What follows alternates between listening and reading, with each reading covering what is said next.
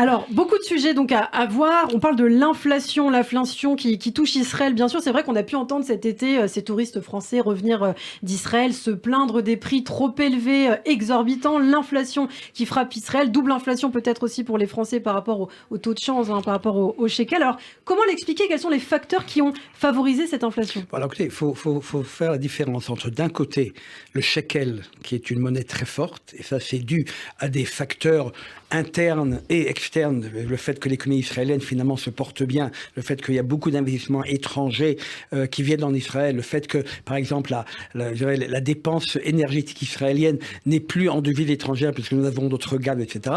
Tout ça, ça a une influence sur la force du shekel. Ça, c'est un point. Maintenant, l'inflation, effectivement, il y a aujourd'hui dans le monde entier une hausse de prix qui est due en partie, je dirais, aux retombées du Covid et aussi à la guerre entre l'Ukraine et la Russie. Et donc, cette inflation qui est importée en Israël. Donc, ces deux facteurs qui, d'un côté, la hausse du shekel et l'inflation, font qu'effectivement, nous sommes en période où les prix sont en train de grimper. Pour, malheureusement, les touristes ou les pensionnaires français qui viennent en Israël et qui ont des revenus en euros. Alors, je ne sais pas si c'est l'euro qui dégringole plus que le shekel qui remonte, mais tous ces facteurs-là font qu'effectivement, pour quelqu'un qui fait ses calculs en euros, Israël est un pays qui est un pays cher et qui, malheureusement, on ne voit pas vers où ça va. C'est-à-dire que c'est pas en train de changer à court terme.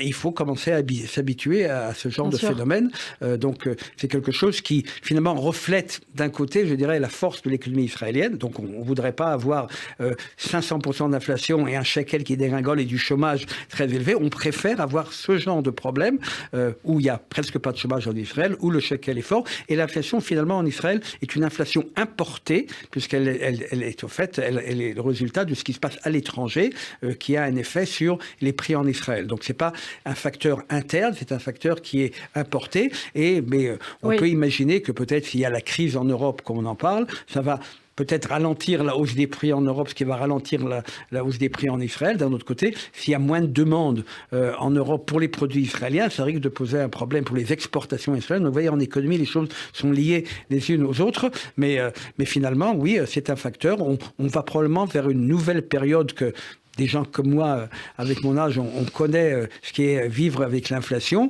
C'est vrai que depuis 20 ans, les taux d'intérêt sont très bas et l'inflation a été, soi-disant, je dirais, anéantie. Mais maintenant, on revient à ce genre de situation. Ouais. Alors, vous parliez donc d'un facteur extérieur, la guerre en Ukraine, bien sûr, on va en parler un petit peu plus tard. Alors, taux d'inflation dans le détail qui a franchi la barre des 5%, un ressenti assez rude quand même pour les Israéliens. Les tarifs de l'électricité qui ont augmenté de plus de 9%, le prix du pain également contrôlé par l'État qui a grimpé de plus de 30%. Et que dire de l'immobilier? Qu'en est-il exactement? Ça peut intéresser nos auditeurs. Le gros problème, effectivement, est le problème de l'immobilier qui, lui, est dû à un facteur de base en économie qui est la différence entre l'offre et la demande. Bon, il y a beaucoup de demandes en Israël pour l'immobilier parce que nous sommes une population jeune, avec âge moyen en Israël qui est 30 ans, tandis qu'en Europe, il est 40 et plus. Donc, il y a plein de jeunes couples, ceux qui restent en tout cas ensemble, qui ne divorcent pas, qui ont besoin d'un appartement, sinon ils ont besoin de deux. Donc, il y a une demande grandissante et l'offre, malheureusement, ne tient pas la route. C'est-à-dire que ça prend très longtemps à avoir des autorisations pour construire, toute la bureaucratie, toute la lourdeur bureaucratique pour des nouveaux chantiers, etc. Donc, il y a depuis des années, je dirais, un espace qui se creuse entre l'offre et la demande. Donc, il y a beaucoup, et la demande n'arrive pas à augmenter. Et là, je pense que n'importe quel gouvernement qui viendra au pouvoir à partir du 1er novembre ou après l'élection de novembre, le problème du logement est un problème très, très, très, très important. Les prix des logements ont augmenté de 20% à peu près l'année dernière, ce qui est absolument aberrant. Mais c'est une véritable peine aussi pour ceux qui vont s'engager, par exemple, dans un emprunt hypothécaire, par exemple, dans les 20 prochaines années. Ça va être très compliqué. C'est vrai que c'est-à-dire que ça va, puisque les taux d'intérêt augmentent également et les prix augmentent également, donc ça réduit la possibilité justement de s'acheter un appartement. Bon, on peut se poser la question, pourquoi est-ce qu'on a besoin d'être propriétaire propriétaire de ces murs. Il y a d'autres pays où il y a par exemple des habitations pour location. Mais c'est vrai qu'en Israël, on ne construit pas pour la location. Mais on pourrait par exemple imaginer qu'il y ait également une politique gouvernementale pour encourager la construction d'immeubles pour la location et qu'il y aurait également une loi qui réglementerait la location. Parce que là aussi, malheureusement, en Israël, nous n'avons pas de réglementation pour les loyers. Donc les loyers également flambent. Après, mais certains diraient que c'est de la perte d'être en location plutôt que d'acheter directement des murs. Ça, c'est déjà une question d'analyse financière, économique. Il y a du pro et du contre à ce genre de raisonnement.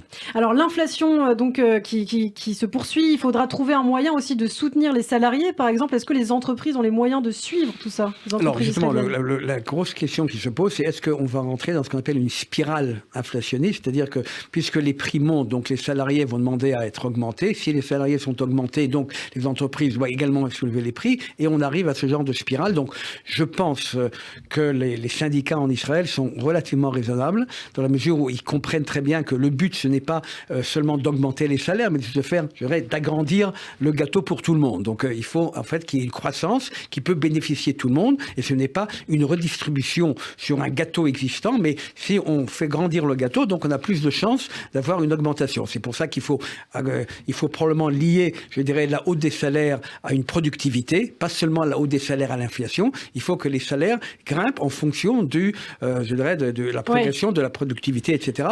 Et je pense que on va voir à la rentrée, effectivement, là il y a eu maintenant l'accord qui a été fini avec les enseignants.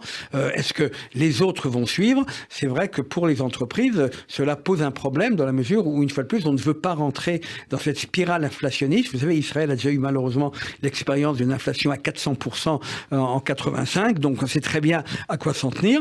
Et il faut essayer d'éviter cette spirale, d'ailleurs pas seulement en Israël, dans le monde entier. Donc le ministère des Finances doit raison garder, notamment par rapport à la crise des enseignants actuellement au ministère de l'Éducation. On voit qu'il y a des choses très compliquées. Les enseignants demandent à être payés davantage. Il faut que le ministère des Finances reste sage à ces propos. Écoutez, il faut être sage, mais il faut aussi être conscient du fait que si on veut un bon niveau d'éducation en Israël, si on veut attirer des éléments positifs à être enseignant, il faut les rémunérer avec une rémunération qui attire justement les bons éléments. Donc là aussi, mais il faut essayer justement de séparer les secteurs où il y a besoin d'augmenter les salaires et ne pas, augmenter... Oui, parce qu'il y a une disparité de salaire, par exemple, dans le domaine de la high-tech par rapport à d'autres là, effectivement, secteurs. C'est vrai que la high-tech, vu, le succès du high-tech israélien et des investissements étrangers, les salaires dans la high-tech se sont envolés. Là aussi, le différentiel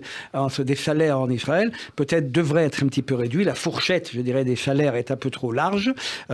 Moi, je ne veux pas baisser les salaires aux des gens qui gagnent bien leur vie, c'est plutôt élever ceux qui gagnent moins. Mais donc là aussi, d'ailleurs, le fait qu'il y a une petite mini-crise dans le high-tech, dans la mesure où il y a un petit ralentissement vu la crise mondiale, etc., et qu'on parle de licenciement dans le high-tech, ça va peut-être un petit peu, calmer les salaires à ce niveau-là, ce qui n'est pas une mauvaise chose. Alors, on évoquait par ailleurs, Dan Katarivas, tout à l'heure, la guerre en Ukraine, qui a eu un impact évident sur l'inflation dans le monde, mais en quelque sorte, si on regarde dans l'avenir, Israël profite de cette situation en devenant aussi un nouveau fournisseur de gaz pour l'Europe.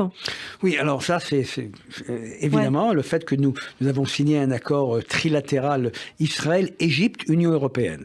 C'est vrai que l'Union européenne veut diversifier ses sources d'énergie, et pour nous, c'est une très bonne occasion à exporter le gaz que nous avons en supplément, le faire par l'intermédiaire de l'Égypte, puisque c'est l'Égypte qui a les usines de liquidation du gaz, qui coûtent très cher. Nous n'avons pas encore ce genre de facilité. Donc là, il y a, ce mariage à trois, finalement, bénéficie la relation israélo-égyptienne, israélo-européenne, et c'est une très bonne chose. Ça positionne Israël face à l'Europe dans une situation beaucoup plus favorable qu'avant, et je pense que c'est une très bonne chose. Je ne pense pas que c'est la quantité de gaz israélienne qui va empêcher les Européens d'avoir froid cet hiver. Malheureusement, j'ai peur que vous ayez un petit peu froid, mais peut-être qu'un petit peu de gaz israélien va vous réchauffer un petit peu.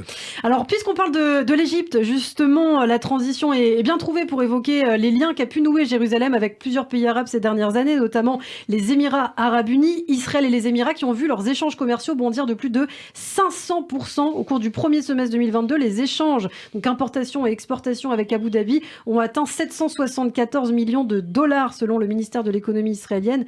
C'est quand même impressionnant. C'est impressionnant, mais faut garder cette proportion. C'est-à-dire, vous parlez de 700 millions de dollars.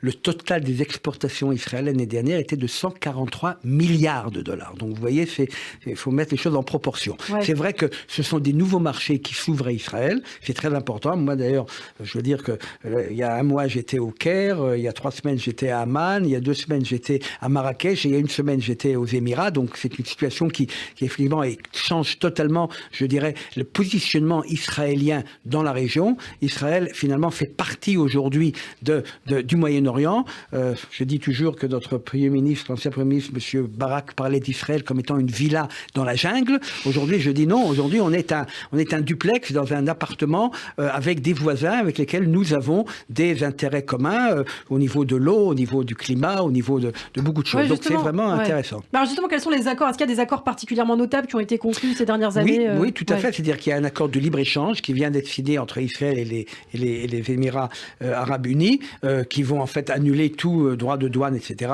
Nous avons des accords avec l'Égypte, qui sont des accords triangulaires où ça s'appelle les Qualified Industrial Zone, ou des zones spéciales en Égypte quand il y a, je dirais, des contenus israéliens dans la production. Le produit égyptien peut bénéficier d'une entrée sans douane sur le marché américain.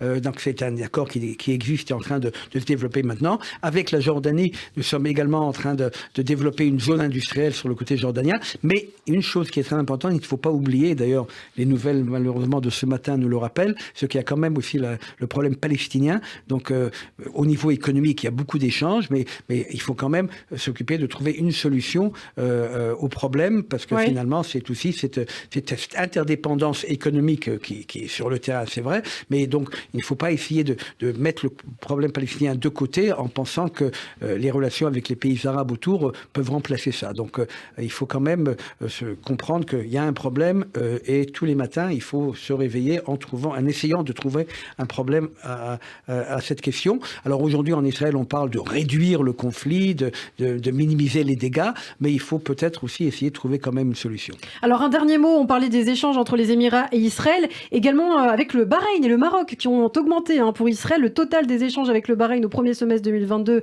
sur la période donc janvier-juin a dépassé celui de toute l'année 2021, 8,2 millions de dollars. Et qu'en est-il du Maroc? Parce qu'on sait qu'il y a beaucoup d'auditeurs marocains qui nous écoutent. Alors écoutez, j'ai fait 3 voyages à Marrakech, à Rabat, à Casablanca. Je veux dire qu'il y a certainement un très grand potentiel de coopération, parce que le Maroc finalement est un pays qui s'est industrialisé, qui progresse énormément au niveau économique, où il y a justement, je dirais, des complémentarités entre nos capacités et les capacités marocaines. Le Maroc également veut se positionner comme une porte d'entrée pour l'Afrique, donc on peut certainement penser à des relations économiques qui sont israélo-marocaines pour le marché africain. Je pense que nous sommes vraiment dans la bonne direction dans les relations israélo-marocaines. Nous avons signé un accord avec la CGEM, qui est notre homologue marocain. Ils ont organisé une mission de plus de 90 chefs d'entreprise en Israël. Nous sommes en train de programmer des visites également au Maroc. Donc je pense que la relation israélo-marocaine est sur la bonne voie. Eh bien, toutes les raisons de rester optimiste. Merci beaucoup, Dan Katarivas, d'avoir été avec nous ce matin en studio. Je le rappelle, vous êtes directeur des relations internationales du patronat israélien, président de la Chambre de commerce Israël-Union européenne et pour être tout à fait complète, ancien haut fonctionnaire au ministère des Finances israélien. Merci, à très bientôt et bon retour en Israël dans quelques jours. Merci beaucoup. À bientôt.